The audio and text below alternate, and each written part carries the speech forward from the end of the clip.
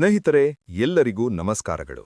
ತಮಗೆಲ್ಲರಿಗೂ ಜಿಕೆ ವಿಕಾಸ್ ಸಾಮಾನ್ಯ ಜ್ಞಾನದ ಚಾನಲ್ಗೆ ಸುಸ್ವಾಗತ.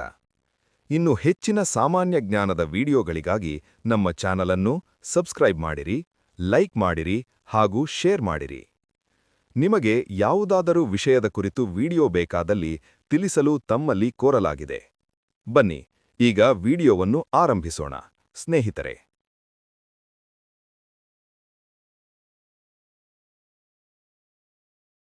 ಈ ದಿನ car T cell therapy, car T ಕೋಶ ಚಿಕಿತ್ಸೆ ನೋಡೋಣ ಬನ್ನಿ. ಇದು ಕ್ಯಾನ್ಸರ್ಗೆ ಪರಿಣಾಮಕಾರಿ ಮತ್ತು ಅಡ್ಡ ಪರಿಣಾಮಗಳು ಕಡಿಮೆ ಇರುವ ಚಿಕಿತ್ಸೆಯಾಗಿದೆ ಅಂತ ಹೇಳಬಹುದಾಗಿದೆ. ಈ ಚಿಕಿತ್ಸೆಯ ವಿಶೇಷತೆಗಳನ್ನು ನೋಡೋಣ. ಕಾರ್ ಟಿ ಕೋಶ ಚಿಕಿತ್ಸೆಯು ನಿರ್ದಿಷ್ಟವಾಗಿ ಕ್ಯಾನ್ಸರ್ ಕೋಶಗಳ ಮೇಲೆ ಮಾತ್ರ ದಾಳಿ ಮಾಡುತ್ತದೆ ಮತ್ತು ಇತರ ಆರೋಗ್ಯಕರ ಕೋಶಗಳಿಗೆ ಹಾನಿಯಾಗದಂತೆ ನೋಡಿಕೊಳ್ಳುತ್ತದೆ. ಇದರಿಂದಾಗಿ ಕೀಮೋಥೆರಪಿಗೆ ಅಂದರೆ ರಾಸಾಯನಿಕ ಚಿಕಿತ್ಸೆ, ರೇಡಿಯೋಥೆರಪಿಗೆ ಹೋಲಿಸಿದರೆ ಈ ಚಿಕಿತ್ಸೆಯ ಅಡ್ಡಪರಿಣಾಮಗಳು ಬಹಳ ಕಡಿಮೆಯಾಗಿರುತ್ತವೆ. ಇದು ರೋಗಿಯ ಸ್ವಂತ ಟಿ ಕೋಶಗಳನ್ನು ಬಳಸುತ್ತದೆ. ಮಾರ್ಪಡಿಸಿದ ಟಿ ಕೋಶಗಳು ದೇಹದಲ್ಲಿ ದೀರ್ಘಕಾಲ ಉಳಿಯಬಲ್ಲವು. ಈ ಮೂಲಕ ಕ್ಯಾನ್ಸರ್ ಮರುಕಳಿಸದಂತೆ ದೀರ್ಘಕಾಲ ರಕ್ಷಣೆ ಒದಗಿಸಬಲ್ಲವು. ರೋಗಿಯು ಆಸ್ಪತ್ರೆಯಲ್ಲಿ ಉಳಿಯುವ ಅವಧಿ ಕಡಿಮೆ ಮತ್ತು ಈ ಥೆರಪಿಯ ಚಿಕಿತ್ಸೆಯ ವೆಚ್ಚಗಳು ಸಹ ಕಡಿಮೆ ಇರುವವು.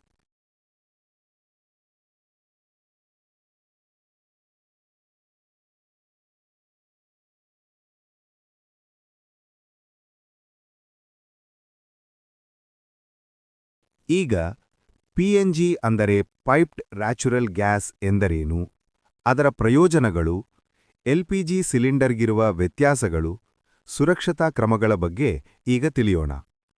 ಪಿಎನ್ಜಿ ಅಂದರೆ ಪೈಪ್ಡ್ ನ್ಯಾಚುರಲ್ ಗ್ಯಾಸ್ ಎಂದರ್ಥ. ಇದು ಪೈಪ್ಲೈನ್ ಮೂಲಕ ನೇರವಾಗಿ ಬೇಕಾದ ಕಡೆ ನೈಸರ್ಗಿಕ ಅನಿಲವನ್ನು ಪೂರೈಸುವ ವ್ಯವಸ್ಥೆಯಾಗಿದೆ. ಅಂದರೆ ಮನೆ, ಅಪಾರ್ಟ್ಮೆಂಟ್, ಹೋಟೆಲ್, ಇಂಡಸ್ಟ್ರಿ ಇತ್ಯಾದಿಗಳಿಗೆ ಪೈಪ್ಲೈನ್ ಮೂಲಕ ನೇರವಾಗಿ ನೈಸರ್ಗಿಕ ಅನಿಲವನ್ನು ಪೂರೈಸುವ ವ್ಯವಸ್ಥೆಯಾಗಿದೆ. ಪಿಎನ್ಜಿಯು ಭೂಮಿಯಿಂದ ದೊರೆಯುವ ನ್ಯಾಚುರಲ್ ಗ್ಯಾಸ್ ಆಗಿದೆ. ಮುಖ್ಯವಾಗಿ ಮೀಥೇನ್ ಅನ್ನು ಪೈಪ್ಗಳ ಮೂಲಕ ನೇರವಾಗಿ ಬಳಕೆದಾರರಿಗೆ ಪೂರೈಸುವ ವ್ಯವಸ್ಥೆಯಾಗಿದೆ. ಈ ನೈಸರ್ಗಿಕ ಅನಿಲವನ್ನು ಭೂಗರ್ಭದಿಂದ ತೆಗೆದುಕೊಳ್ಳುತ್ತಾರೆ. ಅದನ್ನು ಶುದ್ಧೀಕರಿಸಿ ಹೈ ಪ್ರೆಷರ್ ಪೈಪ್ಲೈನ್ ಮೂಲಕ ನಗರಗಳಿಗೆ ಸಾಗಿಸುತ್ತಾರೆ. ನಗರಗಳಲ್ಲಿ ಸಿಟಿ ಗ್ಯಾಸ್ ಡಿಸ್ಟ್ರಿಬ್ಯೂಷನ್ ನೆಟ್ವರ್ಕ್ ಮೂಲಕ ಮನೆಗಳಿಗೆ ಸಂಪರ್ಕ ನೀಡುತ್ತಾರೆ. ನಂತರ ಪ್ರತಿ ಮನೆಗೆ ಅಳವಡಿಸಿರುವ ಮೀಟರ್ ಮೂಲಕ ಗ್ಯಾಸ್ ಬಳಕೆಯನ್ನು ಅಳೆಯುತ್ತಾರೆ. ಅದರಂತೆ ಬಳಕೆಯ ಮೇಲೆ ಬಿಲ್ಲನ್ನು ನೀಡುತ್ತಾರೆ. ನಂತರ ನೀವು ಬಿಲ್ಲನ್ನು ಪಾವತಿಸಬೇಕು. ಇದು ಪಿಎನ್ಜಿ ಗ್ಯಾಸ್ನ ವ್ಯವಸ್ಥೆಯಾಗಿದೆ.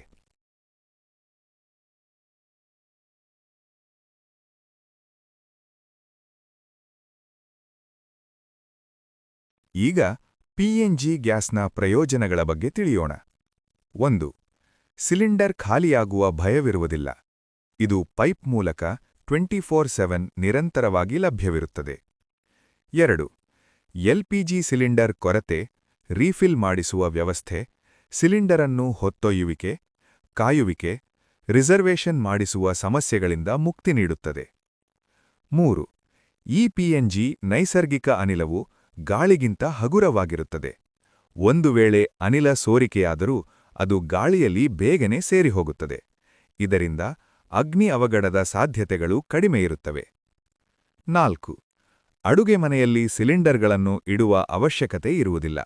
ಇದರಿಂದ ಜಾಗದ ಉಳಿತಾಯವಾಗುತ್ತದೆ. 5. ವಿದ್ಯುತ್ ಬಿಲ್ನಂತೆ ಪ್ರತಿ ತಿಂಗಳು ಮೀಟರ್ ರೀಡಿಂಗ್ ಆಧಾರದ ಮೇಲೆ ನೀವು ಎಷ್ಟು ಗ್ಯಾಸ್ ಬಳಸುತ್ತೀರೋ ಅಷ್ಟಕ್ಕೆ ಮಾತ್ರ ಬಿಲ್ ಬರುತ್ತದೆ. ಅಷ್ಟೇ ಹಣ ಪಾವತಿಸಿದರೆ ಸಾಕು. 6. ಇದು ಕಲ್ಲಿದ್ದಲು ಅಥವಾ ಇತರ ಇಂಧನಗಳಿಗೆ ಹೋಲಿಸಿದರೆ ಕಡಿಮೆ ಮಾಲಿನ್ಯಕಾರಕಗಳನ್ನು ಅಂದರೆ ಕಡಿಮೆ ಕಾರ್ಬನ್ ಎಮಿಷನ್ ಅಥವಾ ಬಿಡುಗಡೆ ಮಾಡುತ್ತದೆ. ಆದುದರಿಂದ ಇದು ಪರಿಸರ ಸ್ನೇಹಿಯಾಗಿದೆ. 7. ಇದು ರಾಸಾಯನಿಕವಾಗಿ ಸ್ವಚ್ಛವಾಗಿದ್ದು ಕೊಬ್ಬಿನ ಹೊಗೆ ಮತ್ತು ರಾಸಾಯನಿಕ ಧೂಳು ಕಡಿಮೆ. 8. ದೀರ್ಘಾವಧಿಯಲ್ಲಿ ಇದರ ವೆಚ್ಚ ಇನ್ನೂ ಕಡಿಮೆಯಾಗುವ ಸಾಧ್ಯತೆಯಿದೆ.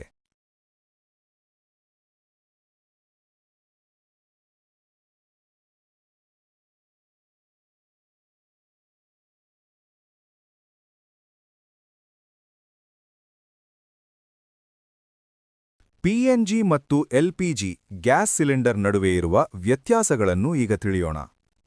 ಮೊದಲಿಗೆ, ಪಿಎನ್ಜಿಯನ್ನು ಪೈಪ್ಲೈನ್ ಮೂಲಕ ನಿರಂತರ ಸರಬರಾಜು ಮಾಡಲಾಗುತ್ತದೆ, ಆದರೆ ಎಲ್ಪಿಜಿಯಲ್ಲಿ ಸಿಲಿಂಡರ್ ಅನ್ನು ಅದರ ಕಚೇರಿಯಲ್ಲಿ ವಿತರಿಸುತ್ತಾರೆ, ನಾವು ಹೋಗಿ ತರಬೇಕು. ಎರಡನೆಯದು, ಪಿಎನ್ಜಿಯು ಹೆಚ್ಚು ಸುರಕ್ಷಿತವಾಗಿದೆ, ಆದರೆ ಎಲ್ಪಿಜಿಯು ಮಧ್ಯಮ ಮಟ್ಟದ ಸುರಕ್ಷತೆ ಹೊಂದಿದೆ. ಮೂರನೆಯದು, ಪಿಎನ್ಜಿಯಲ್ಲಿ ಅದನ್ನು ಸ್ಟೋರೇಜ್ ಮಾಡುವ ಅಗತ್ಯವಿಲ್ಲ, ಆದರೆ ಎಲ್ಪಿಜಿಯಲ್ಲಿ ಸಿಲಿಂಡರ್ನಲ್ಲಿ ಸ್ಟೋರೇಜ್ ಮಾಡಿರುತ್ತಾರೆ. ನಾಲ್ಕನೆಯದು, ಪಿಎನ್ಜಿಯ ವೆಚ್ಚ ಸಾಮಾನ್ಯವಾಗಿ ಕಡಿಮೆ ಇದೆ, ಆದರೆ ಎಲ್ಪಿಜಿಯ ವೆಚ್ಚ ಹೆಚ್ಚು ಇದೆ. ಐದನೆಯದು, ಪಿಎನ್ಜಿಯ ನಿರಂತರ ಪೂರೈಕೆ ಇರುತ್ತದೆ, ಆದರೆ ಎಲ್ಪಿಜಿಯ ಸಿಲಿಂಡರ್ ಖಾಲಿಯಾದರೆ ಬದಲಾಯಿಸಬೇಕು. ಆರನೆಯದು, ಪಿಎನ್ಜಿಯಲ್ಲಿ ಬಳಸಿದ ನಂತರ ಹಣ ಪಾವತಿ, ಅಂದ್ರೆ ಪೋಸ್ಟ್ಪೇಡ್, ಆದರೆ ಎಲ್ಪಿಜಿಯಲ್ಲಿ ಮುಂಗಡ ಹಣ ಪಾವತಿ ಮಾಡಬೇಕು, ಪ್ರೀಪೇಡ್.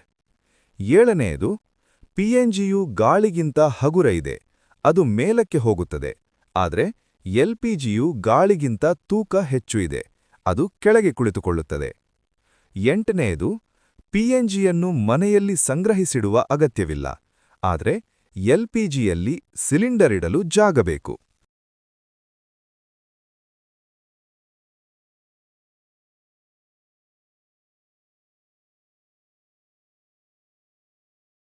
ಈಗ ಪಿಎನ್ಜಿಯ ಸುರಕ್ಷತಾ ಕ್ರಮಗಳ ಬಗ್ಗೆ ತಿಳಿಯೋಣ. ಈಗ ನಾವು ಪಿಎನ್ಜಿಯ ಸುರಕ್ಷತಾ ಕ್ರಮಗಳ ಬಗ್ಗೆ ತಿಳಿಯೋಣ. 1. ಗ್ಯಾಸ್ ಸೋರಿಕೆಯಾದಾಗ ತಿಳಿಯಲು ಇದಕ್ಕೆ ಮರ್ಕ್ಯಾಪ್ಟನ್ ಎಂಬ ವಾಸನೆಯನ್ನು ಸೇರಿಸಲಾಗುತ್ತದೆ. ಇದು ಕೊಳೆತ ಮೊಟ್ಟೆಯ ವಾಸನೆ ತರಹ ಇರುತ್ತದೆ. 2. ಸೋರಿಕೆಯ ಅನುಮಾನ ಬಂದಾಗ ತಕ್ಷಣ ಮುಖ್ಯ ವಾಲ್ವ್ ಅಂದರೆ ಮೇನ್ ವಾಲ್ವ್ ಅನ್ನು ಆಫ್ ಮಾಡಬೇಕು. 3. ಪೈಪ್ಲೈನ್ ಅಥವಾ ಮೀಟರ್ನಲ್ಲಿ ಯಾವುದೇ ತಾಂತ್ರಿಕ ಬದಲಾವಣೆಗಳನ್ನು ನೀವೇ ಮಾಡಲು ಹೋಗಬೇಡಿ. ಭಾರತದಲ್ಲಿ ಪಿಎನ್ಜಿ ಗ್ಯಾಸ್ ಪೂರೈಕೆಯ ವ್ಯವಸ್ಥೆಯನ್ನು ಪಿಎನ್ಜಿಆರ್ಬಿ ಅಂದರೆ piped natural gas regulatory board ನಿಯಂತ್ರಿಸುತ್ತದೆ. ಭಾರತದಲ್ಲಿ ಪಿಎನ್ಜಿಯನ್ನು ಪೂರೈಕೆ ಕಂಪನಿಗಳು ಈ ಕೆಳಗಿನಂತಿವೆ. 1. GAIL India. 2. Indraprastha gas. 3. Mahanagar gas.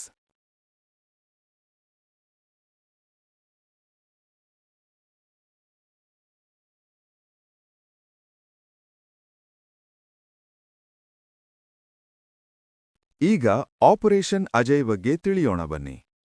Operation Ajay ಎಂಬುದು 2023ರಲ್ಲಿ ಇಸ್ರೇಲ್ ಮತ್ತು ಹಮಾಸ್ ಉಗ್ರರ ನಡುವೆ ಯುದ್ಧ ಆರಂಭವಾದಾಗ ಇಸ್ರೇಲ್ನಲ್ಲಿ ಸಿಲುಕಿಕೊಂಡಿದ್ದ ಭಾರತೀಯ ನಾಗರಿಕರನ್ನು ಸುರಕ್ಷಿತವಾಗಿ ಸ್ವದೇಶಕ್ಕೆ ಕರೆತರಲು ಭಾರತ ಸರ್ಕಾರ ಹಮ್ಮಿಕೊಂಡಿದ್ದ ಒಂದು ಪ್ರಮುಖ ರಕ್ಷಣಾ ಕಾರ್ಯಾಚರಣೆಯಾಗಿದೆ.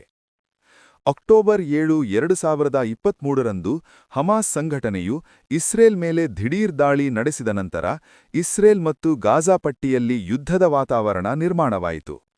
ಇಸ್ರೇಲ್ನಲ್ಲಿ ಸುಮಾರು 18,000ಕ್ಕೂ ಹೆಚ್ಚು ಭಾರತೀಯರು, ಹೆಚ್ಚಾಗಿ ಐಟಿ ಉದ್ಯೋಗಿಗಳು, ವಿದ್ಯಾರ್ಥಿಗಳು ಮತ್ತು ಕೃಷಿ ಕಾರ್ಮಿಕರು ನೆಲೆಸಿದ್ದರು. ಭಾರತೀಯರ ರಕ್ಷಣೆಗಾಗಿ ಈ ಕಾರ್ಯಾಚರಣೆಯನ್ನು ಅಕ್ಟೋಬರ್ 11, 2023ರಂದು ಘೋಷಿಸಲಾಯಿತು. ಈ ಕಾರ್ಯಾಚರಣೆಯು ಕೇವಲ ಇಸ್ರೇಲ್ನಿಂದ ಹೊರಬರಲು ಇಚ್ಛಿಸುವ ಭಾರತೀಯರಿಗಾಗಿ ಮಾತ್ರವಿತ್ತು, ಅಂದರೆ ಭಾರತಕ್ಕೆ ಮರಳಲು ನೋಂದಾಯಿಸಿಕೊಂಡವರನ್ನು ಮಾತ್ರ ಕರೆತರಲಾಯಿತು. ಒಟ್ಟು ಸುಮಾರು 1300ಕ್ಕೂ ಹೆಚ್ಚು ಭಾರತೀಯರನ್ನು ಮತ್ತು ಕೆಲವು ನೇಪಾಳಿ ನಾಗರಿಕರನ್ನು ಸಹ ಈ ಕಾರ್ಯಾಚರಣೆಯಡಿ ಸುರಕ್ಷಿತವಾಗಿ ತಾಯ್ನಾಡಿಗೆ ತಲುಪಿಸಲಾಯಿತು.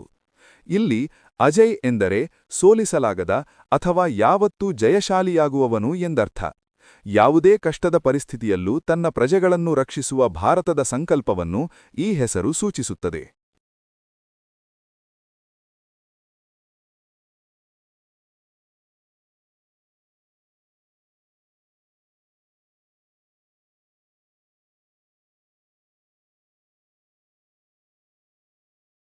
ಈಗ ಆಪರೇಷನ್ ದೇವಿ ಶಕ್ತಿ ಬಗ್ಗೆ ತಿಳಿಯೋಣ.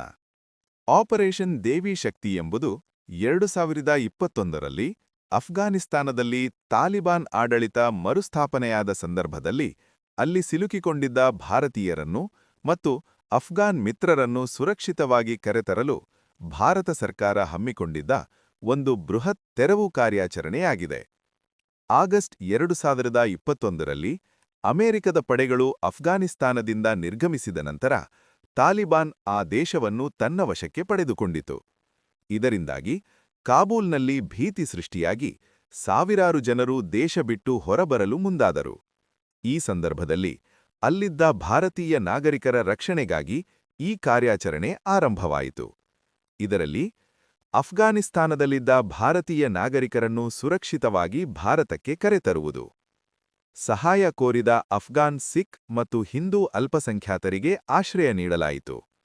ಸಂಕಷ್ಟದಲ್ಲಿರುವವರನ್ನು ರಕ್ಷಿಸುವ ಶಕ್ತಿಯ ಸಂಕೇತವಾಗಿ ಈ ಕಾರ್ಯಾಚರಣೆಗೆ ದೇವಿ ಶಕ್ತಿ ಎಂದು ಹೆಸರಿಡಲಾಗಿತ್ತು. ಈ ಕಾರ್ಯಾಚರಣೆಯ ಮೂಲಕ ಸುಮಾರು 800ಕ್ಕೂ ಹೆಚ್ಚು ಜನರನ್ನು, ಇದರಲ್ಲಿ 200ಕ್ಕೂ ಹೆಚ್ಚು ಅಫ್ಘಾನ್ ಸಿಖ್ಖರು ಮತ್ತು ಹಿಂದೂಗಳು ಸೇರಿದ್ದರು, ಇವರನ್ನು ಸುರಕ್ಷಿತವಾಗಿ ದೆಹಲಿಗೆ ಕರೆತರಲಾಯಿತು. ಅಷ್ಟೇ ಅಲ್ಲದೆ ಅಫ್ಘಾನಿಸ್ತಾನದಲ್ಲಿದ್ದ ಸಿಖ್ ಧರ್ಮದ ಪವಿತ್ರ ಗ್ರಂಥವಾದ ಗುರು ಗ್ರಂಥ್ ಸಾಹಿಬ್ನ ಸ್ವರೂಪಗಳನ್ನು ಸಹ ಗೌರವಯುತವಾಗಿ ಭಾರತಕ್ಕೆ ತರಲಾಯಿತು.